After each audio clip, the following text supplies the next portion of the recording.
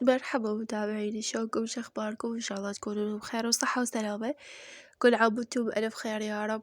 سنة خير وسعادة وتنعاد عليكم بالصحة والسلامة يا رب، والموفقية وتحقيق الأمال ان شاء الله. طبعا انا هديتي على السنة الجديدة كانت فلاوزة من البارحة اليوم فلاوزة. صورت لكم تصوير هذا من يوم الجمعة. كان بيوم الجمعة هذا التصوير. بنات نظفت الغرفة. لأن كان عندي دوام يعني طول الأيام مال الأسبوع، فما قدرت أنظف، أرجع متأخرة وكذا وهاي.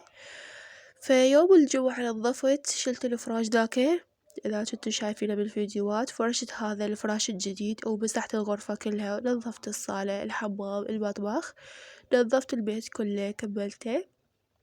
وبعدها رحت لأهلي، هم راح أشوفكم بالطريق ومن رحت لأهلي.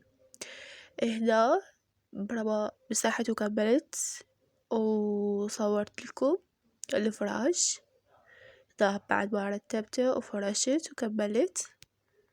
هنا بنات مثل ما تشوفون فرشت الفراش وعزلت الغرفة، رجعت رتبتها ورا ما مسحت، وشرباية هم رجعت رتبتها وشغلت الهيتر التدفئة حتى تدفى الغرفة. طبعا أنا اليوم كلش باردة. احنا ما حبيت انه اطلع براس السنة هاي، حتى قبل لا اتبرد قلت هاي اول سنة خلينا نحتفل هالمرة بالبيت، يعني احتفل بالبيت ما اطلع. وفعلا البارحة بيوم السنة راس السنة احتفلنا بالبيت. احنا جبنا يعني كيكة خاصة احتفلنا بينا، وهم جبنا بالبيت يعني كيكة كبيرة احتفلنا يعني احتفالين.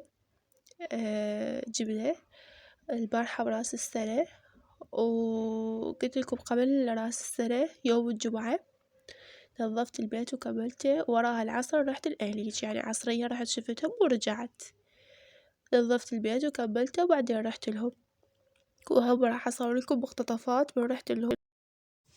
هنا نظفت المطبخ، هذا المطبخ مثل ما تشوفون مسحته، وبعدها نظفت المغسلة غسلتها مثل ما تشوفون. طبعا أنا التنظيف مو هو المرض، يعني ما تمرضت.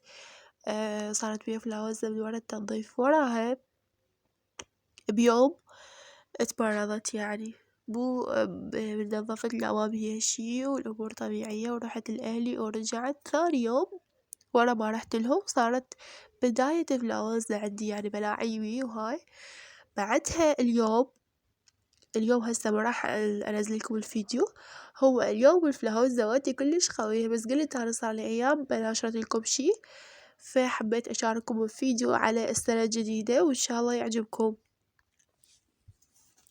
هنا نظفت الثلاجة بنات، مسحتها مثل ما تشوفون نظفتها. هي يعني نظيفة، انا منظفتها قبل وسويت لكم فيديو قبل كم يوم.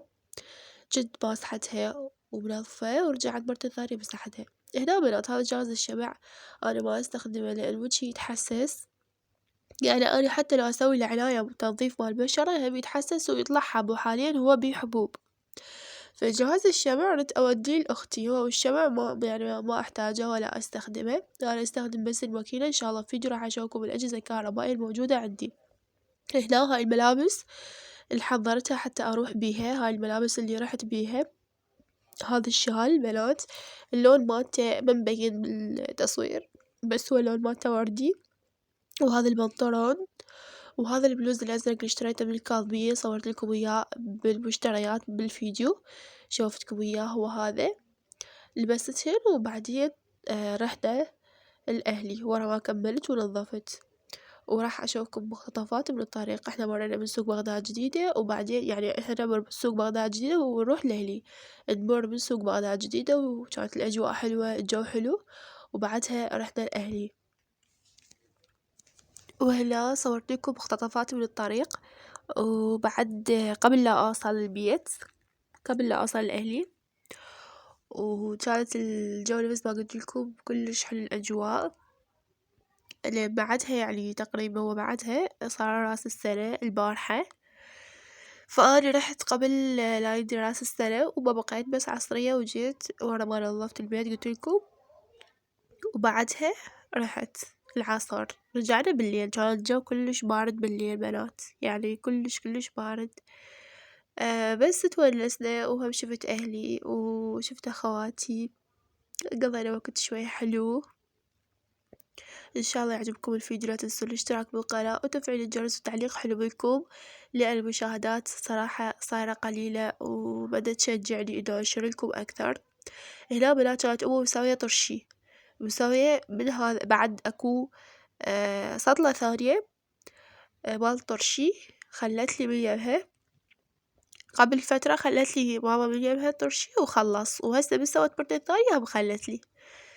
هنا بنات هاي العطور مال أختي جابتهم، ف حبيت أشوفكم وياهن جديدات، وإذا حابين تجيبون منهن العطر كلش حلو. كلش حلو العطر مالتهم بنات. هذا عطر الباشا احنا قبلها جايبين منه، زوجي جاب منه.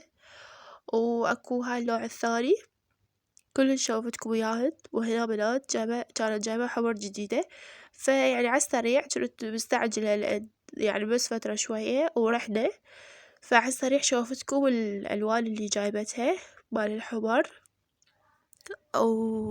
ألوان يعني كلش حلوة. أنا عندي من هاي الألوان، بس أختي يعني ما تنوع، تحب بس هاي الألوان الترابية والغامقة. أنا لا، عندي ورديات، عندي لون أحمر، فأنوع يعني حسب الملابس، لأن أنا ملابسي يعني هواي ألوان بيها، فلازم المكياج يكون ويا ألوان الملابس مناسق، يعني مناسب ويا الملابس. وبعدها من رجعنا بنات مرينا على بغداد جديدة، نزلنا بيها، فقلت لكم جبت كيكة واحتفلنا بالبيت، ما حبيت أطلع. وراح تشوفون هم مقتطفات منها.